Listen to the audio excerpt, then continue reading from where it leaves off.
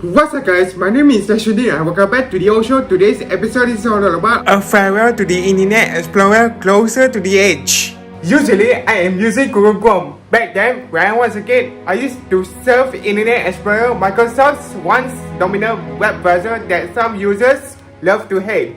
By the time it was hell a lot faster as it was retired and went out of support on Wednesday, June 15th this year after 27 years on the world's computer screens.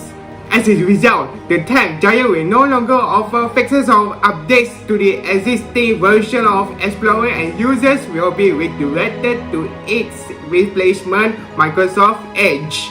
Launched in 1995, the Internet Explorer was released as part of the add-on package Blast for Windows 95 that year. It became one of the most popular tools for accessing the Internet. There were 11 versions between 1995 and 2013. In 2015, the Microsoft Edge, which was initially released, was first bundled with Windows 10 and Xbox One. So, what are the differences between the Internet Explorer and Microsoft Edge? Internet Explorer has a separate role for the title and minimize, maximize and close buttons while placing its tabs on the second bar. In contrast, Edge combines the two roles into one to save space. By doing that, Microsoft frees up more room in the second row for a longer URL bar and clean-looking buttons. Not only is Microsoft Edge a faster, more secure and more modern browsing experience than Internet Explorer, but it is also able to address a key concern: compatibility for older legacy websites and applications. What was the change of the logo of the Microsoft Edge? Since 2015, it was revolution of the Internet Explorer. The Edge icon, a blue letter E, is similar to the Internet Explorer icon, but they are separate applications. But in 2019, in advance of the browser becoming Chromium-based, Microsoft unveiled a new E monogram, which means the new logo broke away from the Internet Explorer like they saw before. So apparently, there were the jokes at the expense of what was many people's first gateway to the internet at the moment, but with some genuine nostalgia.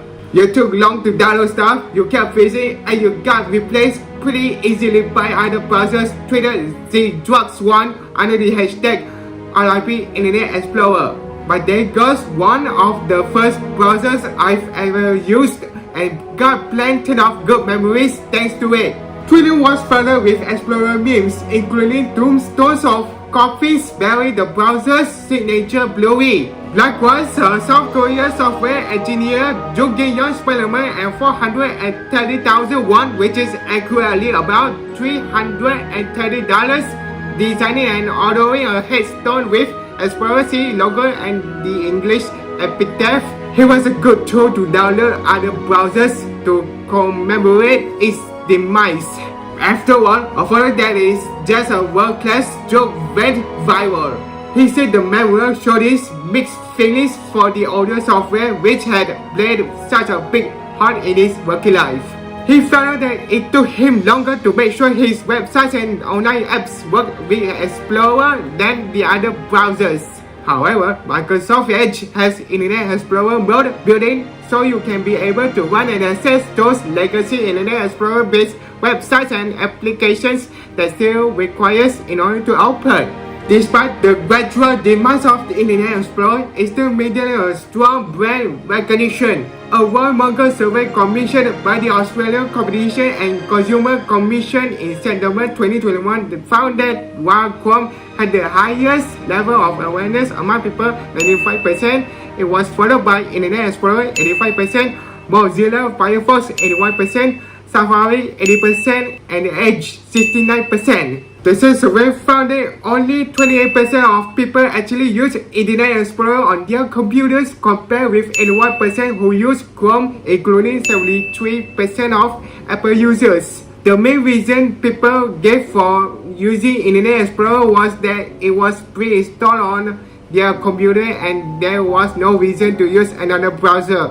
According to the data, StatCounter's latest figures show Edge is now used on 10.00% of desktop computers worldwide, only to overtake Apple's Safari browser when increasing. Therefore, we hope you can serve the Microsoft Edge that is headed in the right direction. It's only a chance to proceed with a new product that is built to support future web technologies. We will ponder the question of what will resources of malicious functions make convenient for internet users forevermore, and well, that's all about it. We have come to the end of this episode of The Old Show. If you want to share, leave a comment below, hit the like button if you enjoyed it. Please don't forget to subscribe to my channel if you're new to watch some more episodes of The Old Show every Saturday. And so, we have enjoyed. Thanks for watching, and as always, I will see you next time. Until then,